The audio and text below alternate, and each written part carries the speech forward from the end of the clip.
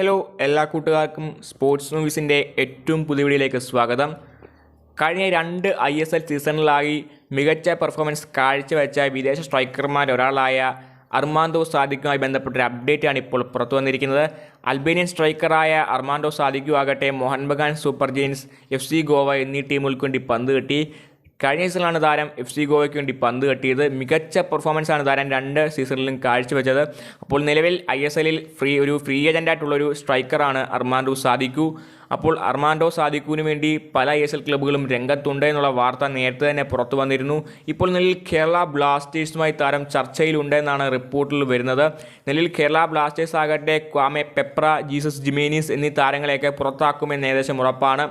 നിലവിൽ കേരള ബ്ലാസ്റ്റേഴ്സ് സംബന്ധിച്ചോളം ഒരു സ്ട്രൈക്കറെ ആവശ്യം തന്നെയാണ്. അപ്പോൾ നിലവിൽ അർമാൻഡോ സാദിഖുവിനെ കേരള ബ്ലാസ്റ്റേഴ്സ് സ്വന്തമാക്കാൻ ചാൻസ് ഉണ്ട് എന്നുള്ള റിപ്പോർട്ടിലാണ് ഇപ്പോൾ വരുന്നത്.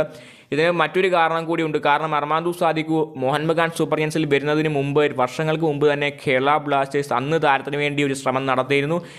എന്നാൽ അന്ന് അദ്ദേഹത്തിൻ്റെ മാർക്കറ്റ് വാല്യൂ അടക്കം 10 കോടിയിൽ അധികമായിരുന്നു. അതുകൊണ്ട് തന്നെയാണ് നിലവിൽ താരത്തിനെ അന്ന് കേരള ബ്ലാസ്റ്റേഴ്സ് സ്വന്തമാക്കാൻ സാധിക്കാതെ പോയത്. നിലവിൽ താരത്തിൻ്റെ മാർക്കറ്റ് വാല്യൂ എന്ന ഏകദേശം 4 കോടിയിൽ മാത്രമാണ് ഒതുങ്ങിയിരിക്കുന്ന ഒരു മാർക്കറ്റ് വാല്യൂ ആണ് താരത്തിനുള്ളത്.